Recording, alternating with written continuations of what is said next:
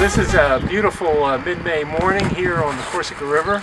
I'm Frank DiGiuliardo. I'm with the Corsica River Conservancy, an all-volunteer organization that's been devoted to restoring the Corsica River now since 2005. It's been quite a while.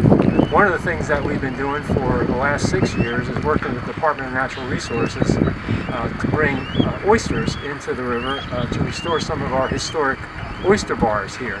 And the key person in that program is to my left, Chris Judy, with the Department of Natural Resources. And, Chris was kind enough to come out this morning and give us a little hand.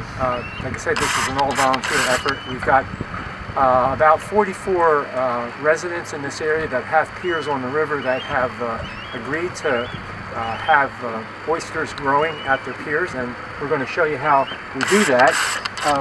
Basically, we've got cages that have been provided by DNR using, I think, prison industry folks to construct them, and we hang them off of the piers. We keep them raised up off of the bottom where they can grow better. They're not as liable to catch disease or die off if they're raised off the bottom and away from the silt. And I don't know if you can see these oysters. They have a lot of mud on them, but they come to us in the fall from the state's hatchery at Horn Point in Cambridge, Maryland. At that point, the spat are just little dots for the most part, and they grow here over the river over the winter. And then in the spring, we go around and collect them to deposit them out on the bar. Now, I'll let Chris talk a little bit about what you're seeing here. He is the expert. You may want to get a little close-up. This is a shell with some spat. 1, 2, that one's dead. They don't all live. 3, 4, 5, 6. So we have 6 live and about 3 dead. We have spat on some other shells. Some of the spat are covered by some of this growth. These are bryozoans, mud tube worms. So what looks like brown mud or gook, slime. Now here's actually some eggs of a goby fish. They're covered in some of the growth. So we have some creatures growing on the shells, spat of course growing on the shells. This is a miniature reef occurring at the pier. These oysters, after they've grown at the person's pier, are taken into the river, planted on a sanctuary, and they continue to grow. Now we can show you the product that you have after 3 or 4 or 5 years.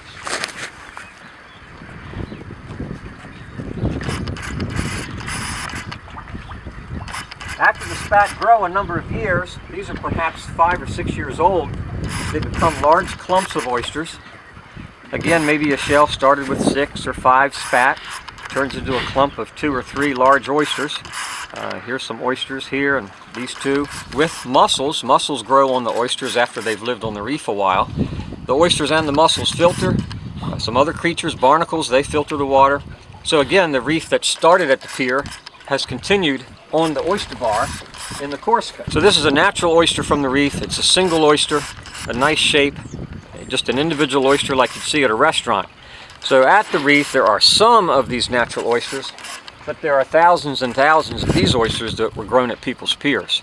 So nature's producing oysters for the reef at a low level, however, and the people here in the river are producing oysters for the reef at a higher level. That's pretty much what we have through the Marylanders Grow Oysters program. A lot of cooperative effort and teamwork. Yeah, and this is going on throughout the state. Chris, I forget how many organizations you've got growing. We have 30 different tributaries growing oysters at the piers. And we did some rough calculation about how many oysters we've been able to get out just in the Corsica River here over the last 6 years, and we're probably somewhere around 250,000 to 500,000 oysters, which makes a considerable impact, we think, because each oyster, mature oyster, can filter up to 50 gallons of water a day. That's purifying 50 gallons of water a day. And when you think about a river like this, where we've had a lot of success in restoration, but we still struggle with water clarity and trying to keep the algae down, oysters are just as effective a tool as you could think of in getting that job done.